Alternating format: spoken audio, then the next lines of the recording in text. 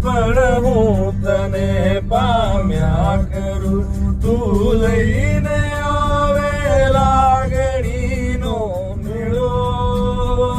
રે સાદ તુલાથી મજલનો સાર તું મારી ગઝલનો તું અધૂરી વાર્તાનો છેડો